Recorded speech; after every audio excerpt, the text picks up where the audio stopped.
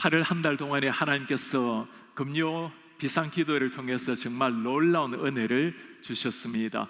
기도할 때마다 하나님 하늘의 문을 여시고 은혜를 달라고 기도하는데, 지난 금요일은 정말 하나님께서 하늘의 문을 여시고 폭포수 같은 은혜를 내려주셨습니다. 기도하기 전까지만 해도 정말 폭풍 같은 바람이 불고 비가 쏟아졌는데, 아내가 7시에 1시간 전에 교회를 오면서 그렇게 말을 해요. 차를 세웠더니 얼마나 물이 가득 찼는지, 정말 성도님들 이런 날씨에 올 수 있을까요? 해요. 하나님의 은혜로 7시 30분, 기도 30분 전에는 하늘이 맑아오기 시작을 했습니다. 8시에 기도회를 시작했을 때는 조금 지나자 간간히 비가 내렸지만 하나님이 주시는 은혜의 단비처럼 여겨졌습니다. 기도회를 끝나고 난 다음에 성도님들 다 인사를 나누고 돌아가시고 나니까 정말 하늘에서 장대비 같은 폭우가 쏟아지기를 시작을 했어요. 그 폭우를 맞으면서 얼마나 하나님 앞에 감사를 드렸는지 모릅니다. 하나님이 마치 그렇게 말씀하시는 것 같아요. 정말 내가 이 기도회를 기다렸단다. 내가 이 기도회를 너무나 기뻐한단다. 기도회 때 한 가지 집중적으로 강조를 한 것이 있습니다. 성령의 충만함을 받으라는 말씀입니다. 성령의 충만함을 받아야 권능의 제자가 되고, 하나님이 주시는 능력을 받아야 우리의 싸움, 영적 싸움에서 승리할 수가 있기 때문입니다.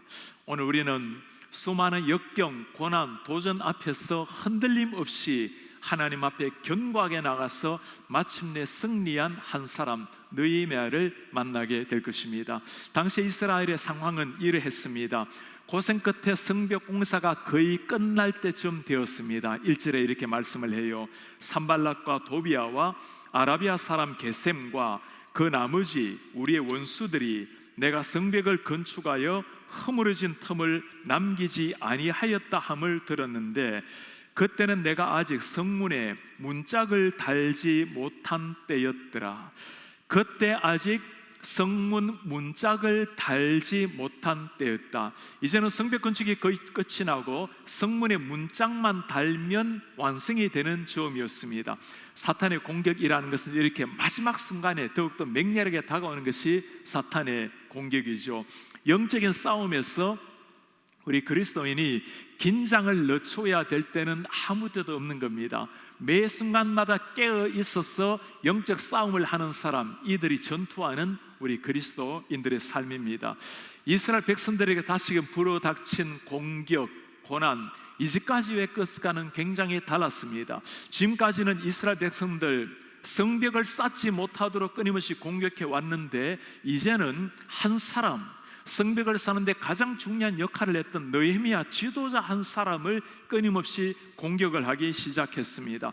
하나님의 역사를 중단시키고 마침내 하나님의 백성들을 무너뜨리려고 하는 사탄의 계략이었습니다. 적들은 3가지 술책으로 느헤미야를 공격을 해왔습니다. 끊임없이 회유, 타협을 강조하고 거짓 모략, 거짓말로 중상모략을 하기도 하고, 심지어 안 되니까 마지막에는 생명의 위협까지 가해왔습니다. 이런 사탄의 공략은 그때나 지금이나 다 비슷한 패턴으로 우리에게 나타나기 마련이죠. 어떻게 하면 사탄의 공격에 굴하지 아니하고 이겨낼 수가 있을까요? 오늘 느헤미야를 통해서 그 비결을 몇 가지 살펴보려고 합니다. 느헤미야에게 다가왔던 첫 번째 공격은 타협에 대한 공격이었습니다. 타협하자. 적들은 이제까지 성벽 공사 이루지 못하려고 가진 수단을 다 가지고 공격했는데, 이제는 성벽 공사 그 완성을 다 보게 된 거예요. 그러자 이들이 공격 방식을 바꾸어 나옵니다. 산발락과 게셈이 내게 사람을 보내어 이르기를, 오라, 우리가 오노 평지 한 촌에서 서로 만나자. 실상은 나를 해하고자 함이었더라. 오노 평지라는 것은 예루살렘에서 한 25km, 15마일 정도 떨어져 있는 곳이었습니다. 그곳에 나와서 함께 화친을 맺자. 우리도 다 하나님을 믿는 백성인데 이제는 긴장 관계를 끝을 내고 함께 사이좋게 지내자. 사람의 눈에 보면 얼마나 좋은 일입니까? 지금 느헤미야 이 전쟁에 얼마나 지쳤겠어요. 이제는 화친을 잘 맺고 마지막 성벽 공사 마무리하면 얼마나 좋겠습니까? 그러나 느헤미야는 저들의 심정 의도를 알았습니다. 사실은 나를 해하고자 함이었더라.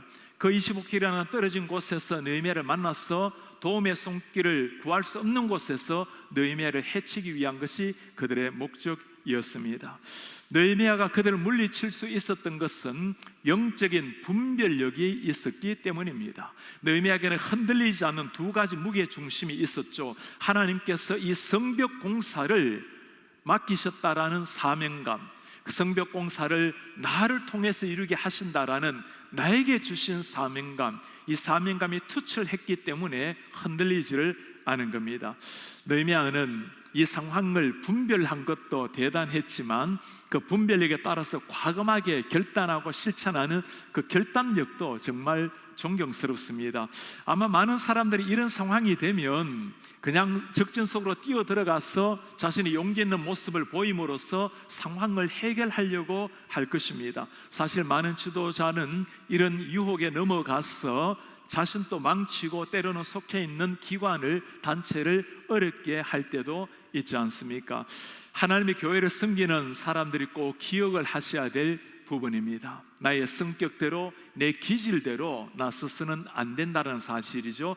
나에게 맡겨주신 하나님의 사명, 나를 부르신 하나님을 중심축으로 삼아야 위험에 빠지지 않고 회유에 넘어가지 않는다라는 말씀입니다. 타협을 통해서 느헤미야에게 다가왔던 적들, 이 타협이라는 것, 인류 조상에게 처음으로 무너뜨린 것이 타협이었습니다. 하나님의 말씀을 그대로 따르지 못하도록 타협한 사람들, 심지어 사탄은 예수님에게 나왔을 때도, 시험할 때도 타협이라는 무기를 가지고 다가왔어요. 네가 정말 하나님의 아들, 능력이 있으면 이 돌을 떡이 되게 하라. 네가 정말 하나님의 아들이라면 높은 곳에서 뛰어내려라. 하나님이 천사를 통해 너를 받아줄 것이다. 천하만국을 보여주면서 이야기하죠. 나에게 절하라. 내가 이 모든 세계를 너에게 주리라. 교묘한 방법으로 사탄은 다가왔지만 예수님께서는 하나님의 말씀을 가지고 사탄을 물리치셨습니다. 하나님의 말씀에 기본 무게 중심을 두었기 때문에 어떤 회유 타협에도 굴하지 않고 하나님의 아들 예수 그리스도의 모습을 보여주신 겁니다. 사는 성도님들, 우리에게도 흔들리지 않는 영적 무게 중심이 무엇인지를 한번 물어보시기를 바랍니다. 젊을 때 건강한 모습, 또 넉넉한 가정 생활, 사랑하는 자녀들이 듬직하게 잘 자라나는 것 다 소중한 일입니다. 그러나 아무리 땅 위에 귀한 것이 있다 하더라도 그것이 흔들리는 우리의 영혼은 하루도 한 시간도 지탱해 줄 수가 없는 겁니다. 영혼이 흔들리지 않는 중심축, 하나님의 진리의 말씀, 하나님의 앞에 엎드리는 기도, 하나님 자신이 우리의 중심축이 될 때 우리는 어떤 유혹 타협에도 굴하지 않고 하나님의 사람으로 승리를 할 수가 있는 겁니다. 느헤미야에게 다가왔던 두 번째 공격이었습니다. 회유로 타협으로 되지 않으니까 이제는 거짓 소문, 중상모략을 퍼뜨리기를 시작을 합니다. 5절 한번 보시겠습니까?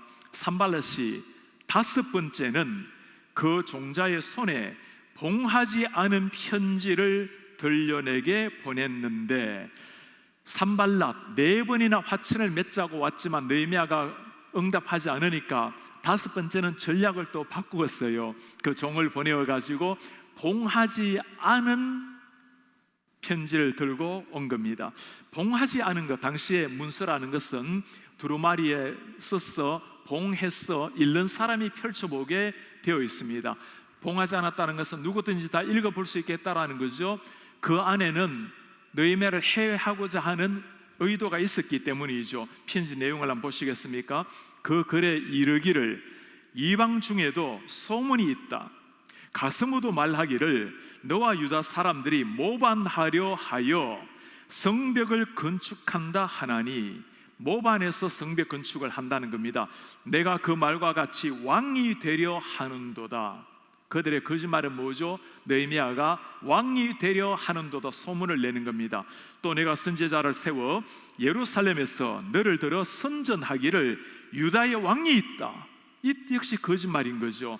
하게 하였으니 지금 이 말이 왕에게 들릴지라 페르시아의 아닥사스다 왕에 들릴 텐데 그런즉 너는 이제 오라 함께 의논하자.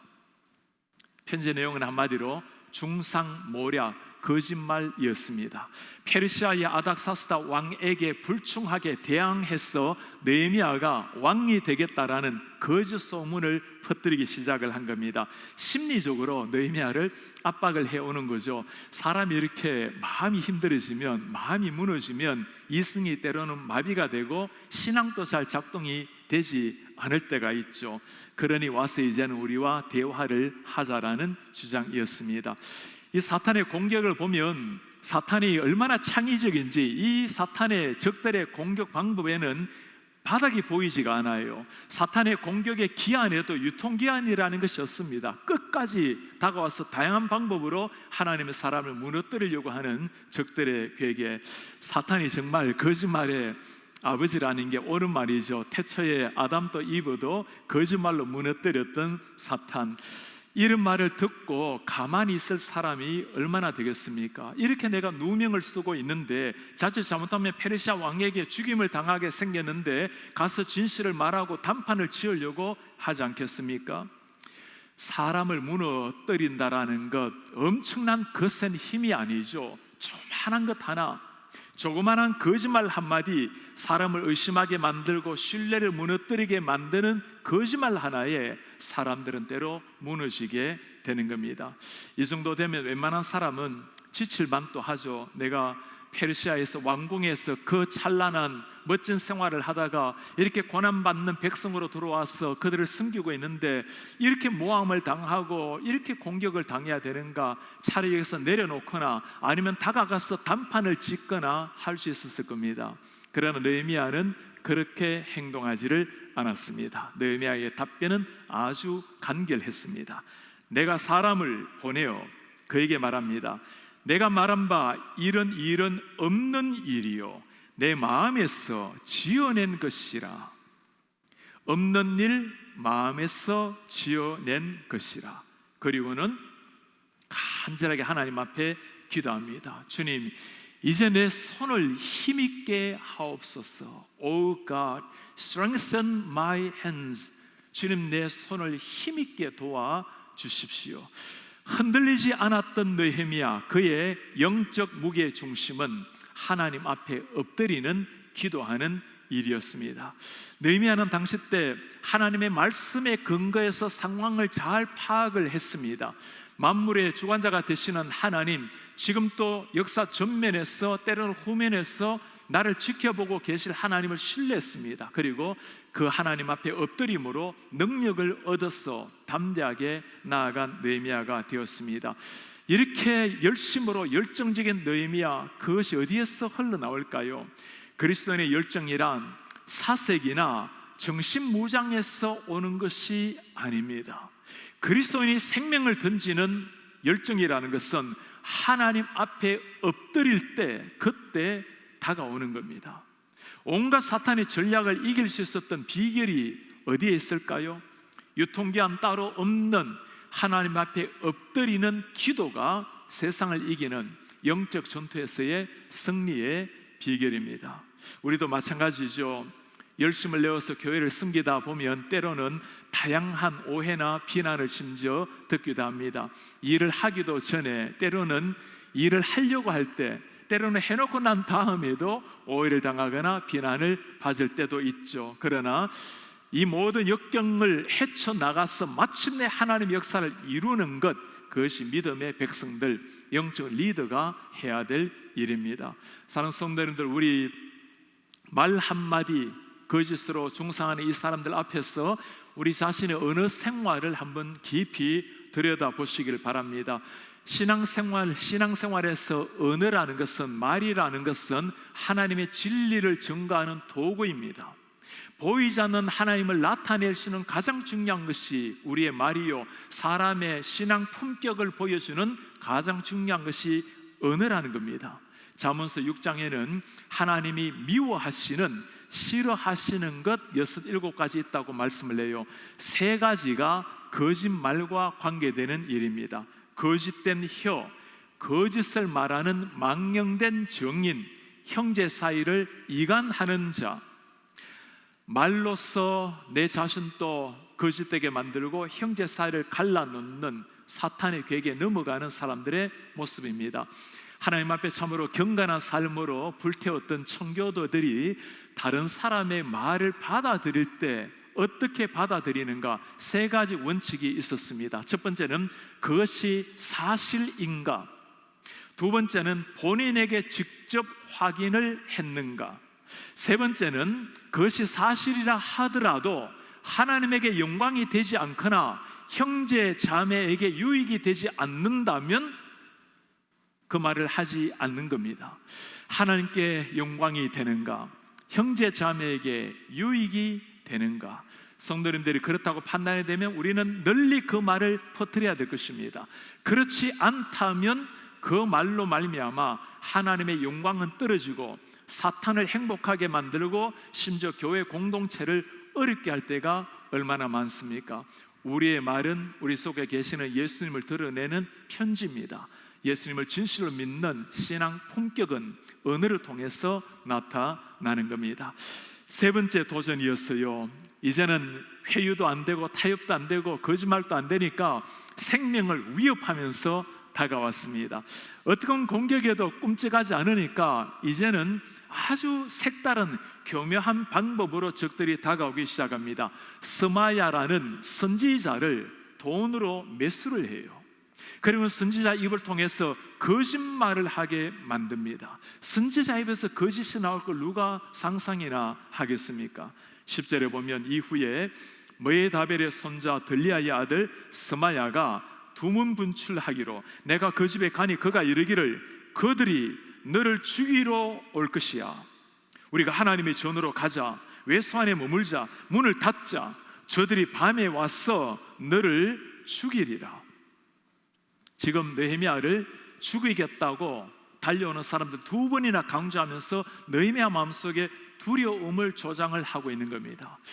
정말 무서운 것은 사탄은 교회 밖의 사람들만 사용하는 것이 아니라 교회 안에 있는 사람들도 사용한다는 거죠. 심지어 교회의 직분을 맡은, 때로는 리더라고 할 수 있는 지도자들을 이용해서도 하나님의 사람들을 무너뜨리려고 하는 것, 이것이 사탄의 무서운 전략이라는 겁니다. 스마야의 말은 그럴듯했어요. 저들이 너를 죽이러 오니 이제는 성전에 들어가서 그곳에서 함께 우리가 피신을 하자.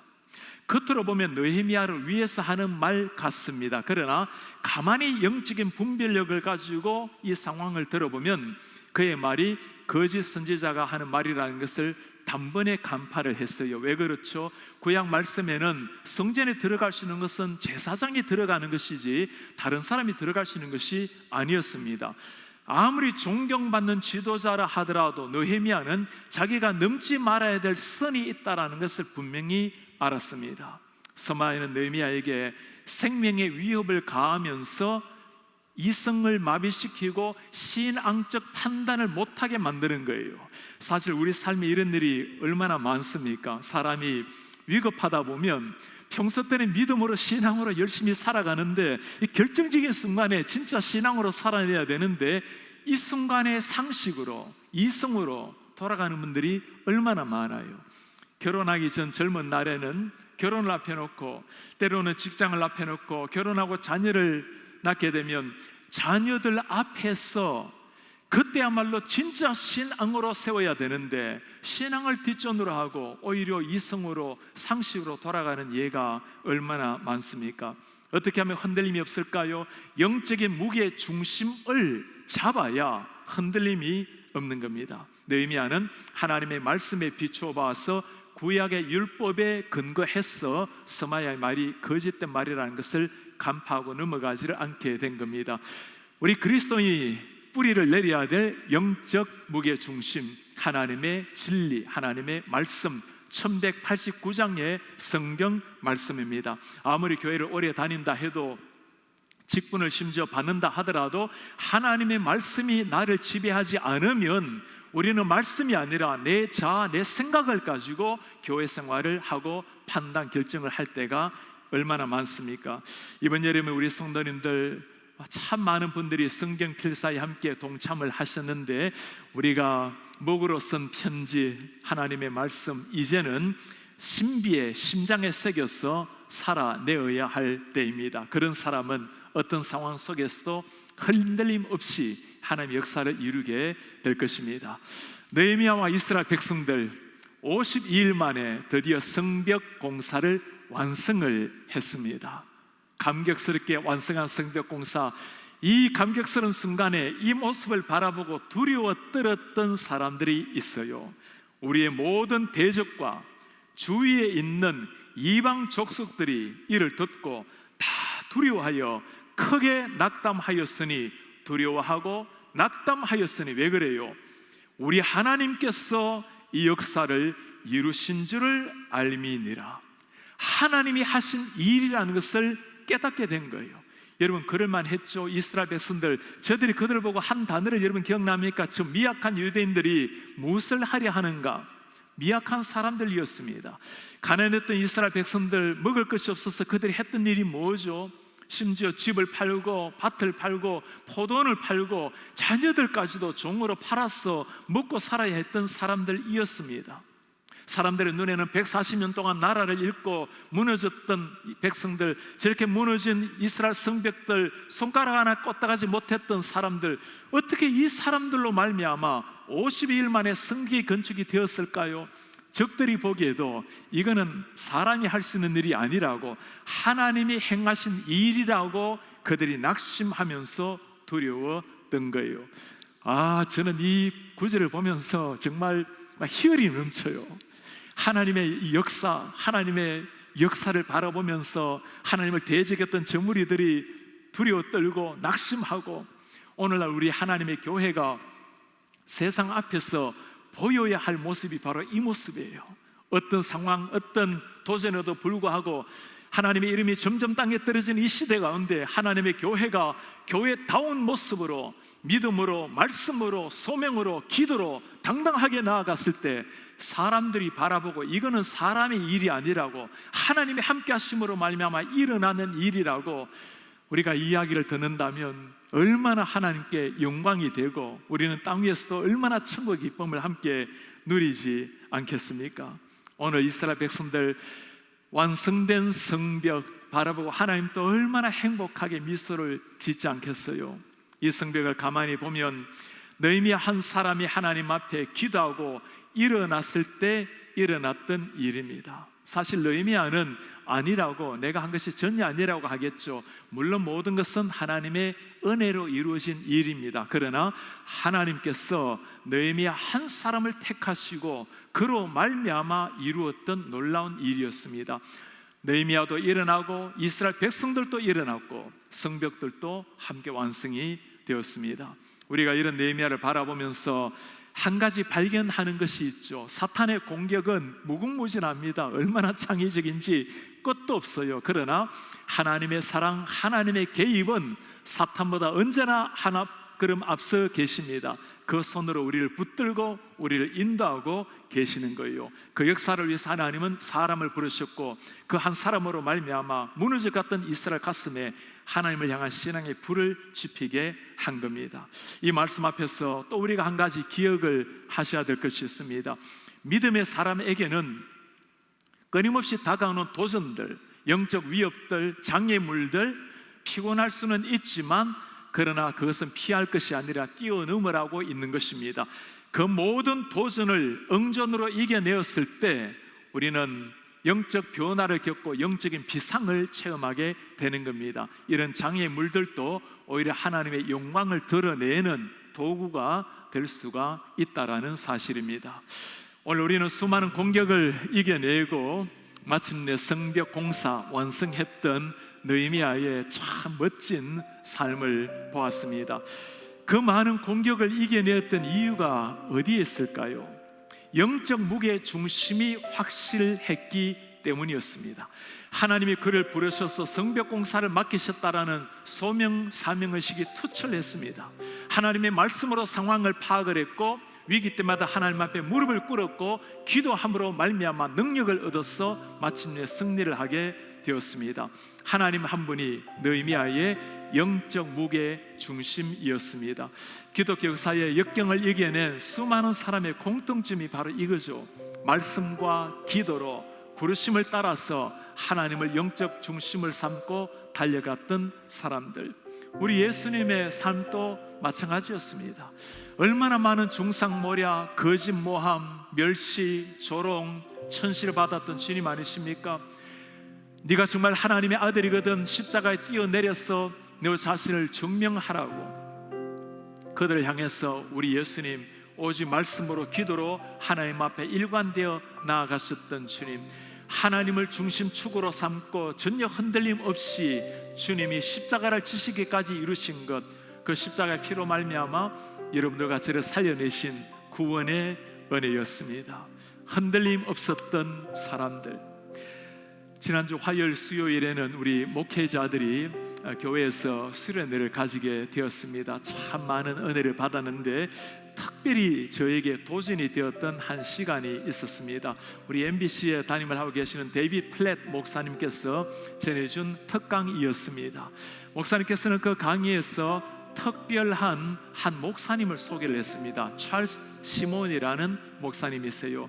목사님은 영국의 케임브리지 대학교에 학생으로 들어갔을 때는 예수님을 몰랐습니다. 성찬식을 앞에 놓고 고민하는 가운데 주님을 만나게 되었어요.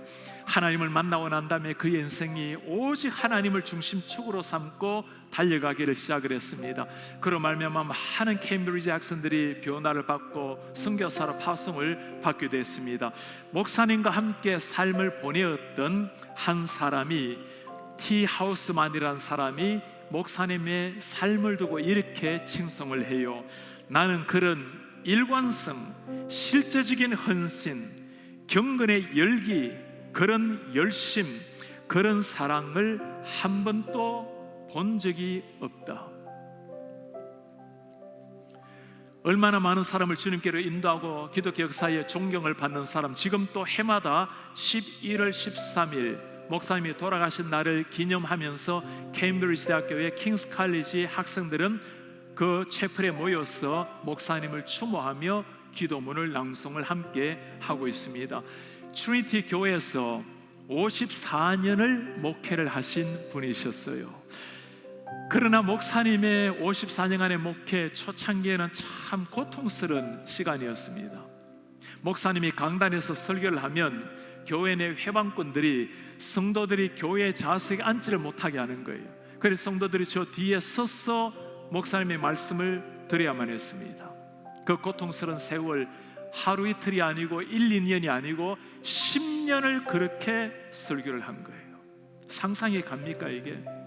수많은 교회를 가실 수 있었지만 그러나 하나님이 나에게 부르신 자리라고 사명을 위해서 신실하게 하나님의 말씀을 전했습니다. 그 비결이 무엇인지 훗날 시메 목사님이 이렇게 말씀을 해요.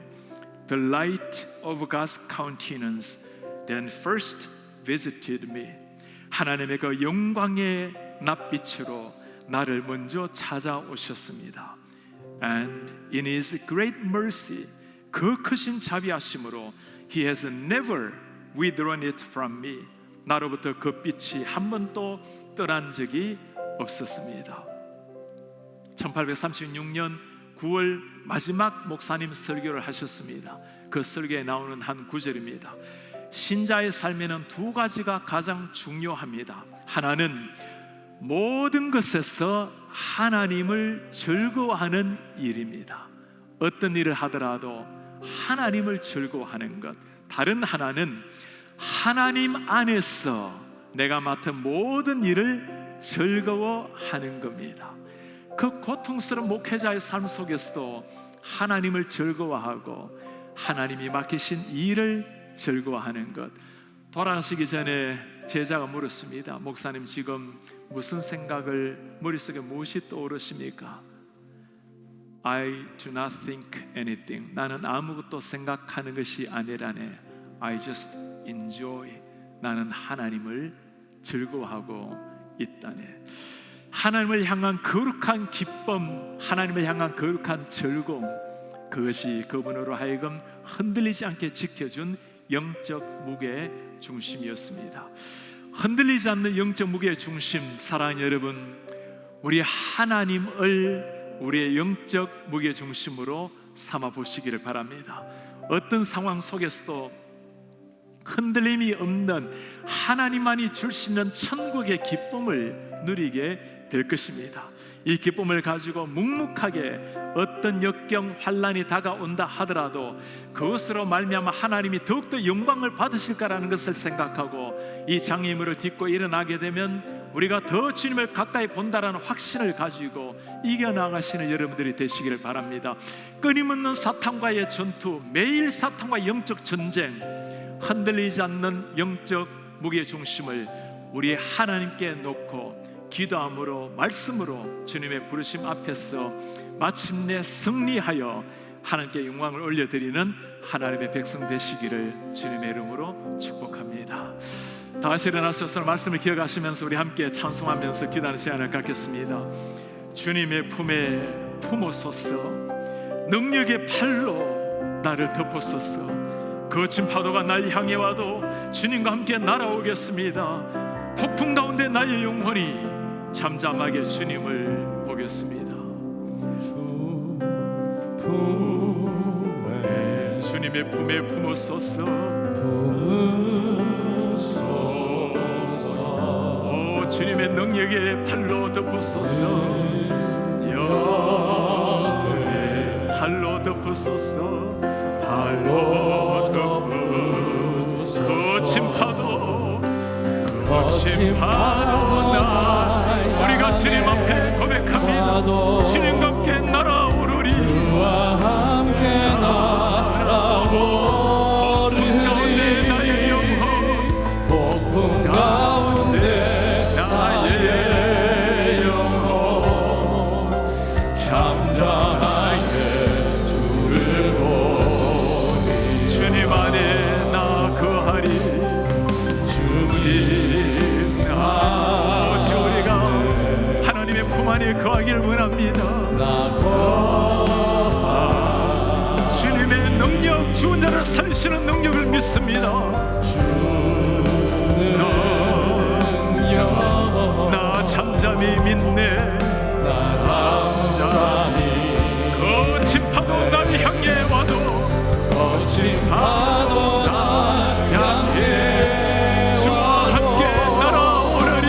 주와 함께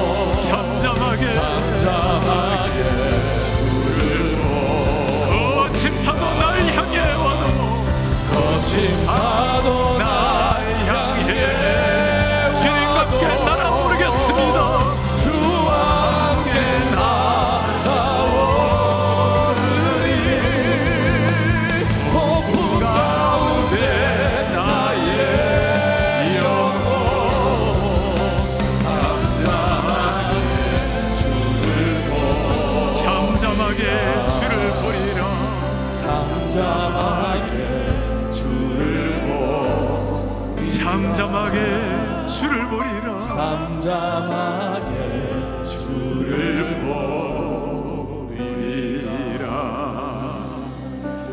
흔들리는 세상 가운데, 끊임없이 다가오는 사탄의 영적 공격 가운데 우리로 하여금 넘어지지 않게, 흔들리지 않게 만드는 우리의 영적 무게 중심이 무엇입니까?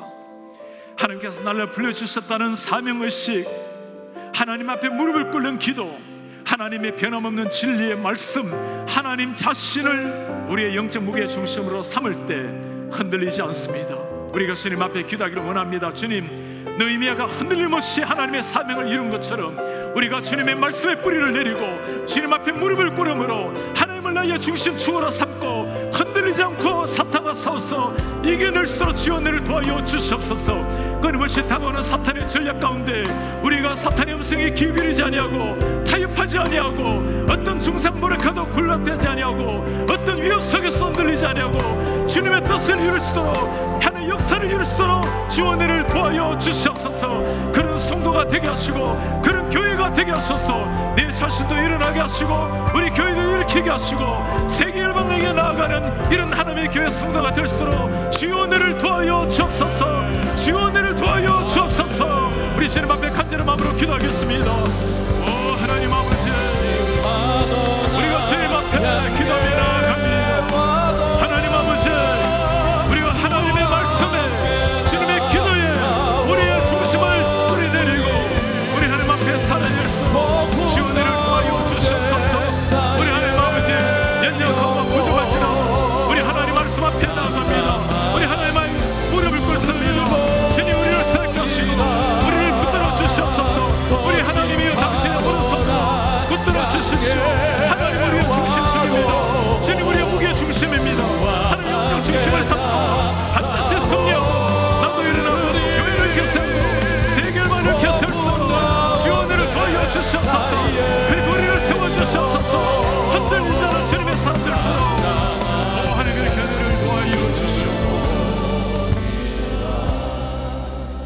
우리의 존귀하신 하나님 아버지, 오늘 느헤미야 한 사람을 무너뜨리려고 하는 저 수많은 적들의 협박과 위협, 중상모략 속에서도 하나님을 중심축으로 삼고 말씀과 기도와 소명을 중심축으로 삼고 흔들리지 않았던 느헤미야를 보았습니다. 주님, 우리도 기도하오니 저희도 하나님 주님을 영적 무게 중심으로 삼고 어떤 상황 속에서도 흔들림 없이 담대하게 당당하게 하나님의 역사를 이룰 수 있도록 은혜를 도와여 주시옵소서. 주님, 그리하여 내 자신도 흔들림 없이 일어나게 하시고 우리의 가정도 견고하게 세우게 하시고 우리의 부서, 우리의 교회도 견고하게 세우게 하시고 우리로 말미암아 우리 교회로 말미암아 우리 지역에는 수많은 교회를 견고하게 세워나가는 이런 하나님의 교회가 되게 하옵소서. 우리 성도님뿐만 아니라 우리 교회뿐만 아니라